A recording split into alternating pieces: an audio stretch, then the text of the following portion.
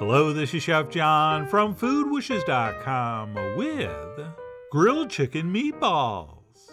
That's right, we are making the rarest of all the grilled chicken offerings. And that's because unless you know a certain technique, these are virtually impossible. So I'm going to be showing you this semi-secret method, which not only produces something very delicious and interesting to eat, it also eliminates having to worry whether you're overcooking or undercooking your chicken. And to get started, we're going to need 1 pound of the finest, freshest ground chicken you can find, which of course tends to be very lean, which is why we're going to toss in a little bit of sesame oil for flavor and richness. And that little bit of fat's going to improve the texture. And then we'll also add a little bit of soy sauce, plus a touch of mirin, which is a sweet Japanese cooking wine. And that's sold right next to the soy sauce. And then we'll season this up with a little bit of salt, plus its good friend freshly ground black pepper, followed by a few shakes of cayenne, just to stay in shape. And then I guess it's optional, but I also like to throw in a handful of sliced green onion, which not only adds some visual interest, but flavor-wise really works nicely with all these other ingredients. And then we'll finish up with some very finely minced or crushed garlic, plus last but not least, a little bit of plain breadcrumb. And once we have everything in here, we will take a fork, and we will thoroughly, but very gently combine all this together. And I'm not sure if you noticed, but when I was adding the ingredients, I was trying as best I could to distribute those evenly over the top, so that there wasn't a lot of one thing in one spot, which might require some extra mixing to get it all evenly blended in. So just a little bit of a tip for when you're doing these kind of things, to help prevent overmixing, which can lead to tough meatballs. But having said that, this is a very forgiving mixture, and even if you do overmix it a little bit, it's going to be fine, so just relax. And once that is mixed, I like to cover it and pop it in the fridge for at least 30 minutes, just to give it time for those flavors to mingle and for those breadcrumbs to hydrate. So that's exactly what I did. And while our chicken mixture's chilling, we can prep our pan by lining it with foil and then brushing some oil over the top.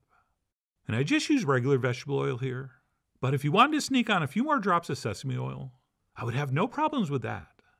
Right, that is just you cooking. And then once chilled, we'll pull out our chicken meatball mixture and divide it into 16 equal portions, which if you want it to be perfectly exact, you have to weigh how much mixture you have, and then divide by 16, and then measure that exact amount on the scale. But through experience, if I use this sorbet scoop, that actually gives me 16 fairly equal portions. But no matter what you use to divide that up, once portioned we will take some water and wet our hands, since as you know, damp hands make smooth balls. And we'll go ahead and give these a brief rolling in our hands. And if you moisten your hands and fingers when you're working with ground meat, it will not stick, and everything's a lot easier. And then once we have damp handled our meatballs, and then made sure they're evenly spaced on the pan, we will move on to the most important step in this whole technique, and that would be to bake these in the oven until they're just cooked through. Oh, don't worry, we're going to grill these later, but by cooking them ahead at this point, once we do get to the grill, everything's going to be way faster and easier. So let's go ahead and pop those into the center of a 400-degree oven for about 15 minutes, or until our chicken meatballs look like this and spring back to the touch. Or if they feel soft and mushy, put them back in for a little longer. And if you want to check with a thermometer, you should go to about 145 to 150 internal temp. And that's it. Once successfully baked, we will simply let these cool before we wrap them up and pop them in the fridge until we're ready to grill, which for me was actually the next day. So yes, you can make these well ahead of time. But in any event, once we're ready to grill, we'll go ahead and put these on some skewers. And if you're using the bamboo ones like me, you'll want to soak those in water ahead of time, of course.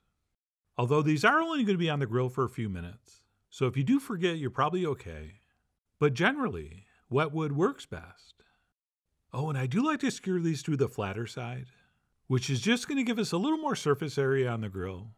And if I said it once, I've said it 100 times. More surface area equals more flavor. But anyway, that's going to be up to you. I mean, you are, after all, Vlad the Impaler, of the meatball positioning you prefer.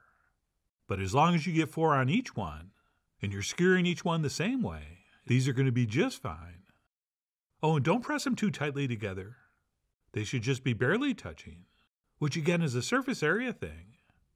And that's it. Once those are set, before we head to the grill, I like to mix up a quick little sauce to glaze these with, which is simply a little bit of ketchup, to which I add a couple spoons of hoisin sauce, plus a nice spoon of freshly grated ginger, and then we'll finish up with a little splash of rice vinegar, and then we'll take a spoon and give this a quick mix. And once we have everything stirred together, it'll be ready to brush onto our grilled chicken meatballs, but as you'll see, only at the end of the grilling process. So stay tuned for that. But in the meantime, we'll grab some tongs and our meatballs and head out to a properly prepared charcoal fire, which means our coals are glowing red and are nice and ashy. Right, never under any circumstances grill meat on charcoal that's still on fire. Right, that's why your dad's hot dogs and hamburgers taste like gasoline. But anyway, we'll place our chicken meatball skewers down. And because we pre-cooked the meatballs, these are only going to need about 3 or 4 minutes per side. Right, all we're doing here is heating these through and giving them a little bit of nice smoky charring. And it's not that cooking raw chicken breast on a grill is that hard, but if you don't have a lot of experience, it can be a little bit stressful, since you don't want to make anyone sick with undercooked chicken, and you also, of course, don't want to serve dry, overcooked chicken. So the beauty of a method like this is that we avoid all that, and like I said, all we really need to do is heat these through. And since we are cooking on charcoal, once we flip those over, we can always do a little rearranging, since some spots might be hotter than others. And ideally, all these skewers are getting about the same amount of heat. So don't be afraid to observe and adapt. But anyway, like I said, we'll give each side about 3 minutes, at which point we'll flip those back over, and we'll give these a nice generous brushing with our glaze. And while I do, this would be the perfect time to remind you that the ingredients in this glaze, as well as the ingredients in the chicken meatball mixture, can be tweaked and adapted as you see fit. Right, the purpose of this video is to show you how to actually grill chicken meatballs using a very easy, foolproof method, which will work no matter how you flavor things. And while I really did love how these came out, I also love it when you experiment, especially with food. And the reason we're doing this right at the end of the grilling process is because a glaze like this will burn and turn black very quickly. So what we're going to do is paint it on this side, and then flip these over, and we'll cook that glaze only as long as it takes to brush the other side. Alright, maybe just like 30 seconds or so. And that is pretty much it. As soon as we have that brushed on, and the other side's had about 30 seconds facing the heat, we will flip these over, so this side can get about 30 seconds, before we pull them off the grill and head back inside. And I should mention, we can just glaze these after they're cooked. So if you don't trust yourself, and/or you drink a lot of beer when you grill, and you think you might go too long here and burn them, just don't even try, and just apply it when these are cooked. Although if you can do it on the grill like this, it's definitely going to taste a little bit better and a little bit smokier. But anyway, once those are done, we'll head inside, and we'll brush even more glaze over the top. Okay, nobody's ever eaten grilled chicken meatballs and said, "These are good. I just wish they weren't so glossy." So do not be shy with the glaze. And that's it. These are now ready to serve up any which way we want, which for me is going to be on this nice Asian-style slaw. All right, above and beyond this being a perfect pairing flavor-wise and texture-wise, it just makes everything look so enticing. So I served those up and grabbed a fork and went in for the official taste. And that, my friends, truly was an incredible meatball. All right, these things are moist and tender and succulent. And if you use all the same ingredients we did, they're going to taste amazing. And not to brag, but the only way you're going to be able to accomplish this is by using the old bake ahead and chill method, which, as I mentioned, takes all the guesswork out of the grilling step.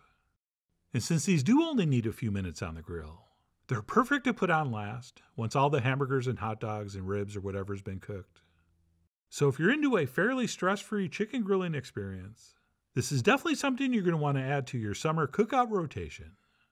Oh, and before we wrap this up, let me give you one quick alternative serving suggestion, and that would be to serve these sandwich style on a nice crusty roll or piece of bread.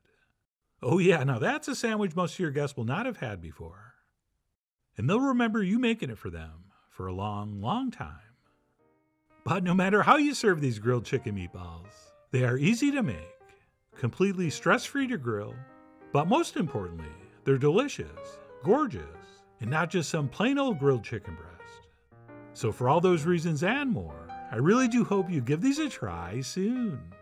So please follow the links below for the ingredient amounts, a printable written recipe, and much more info as usual. And as always, enjoy.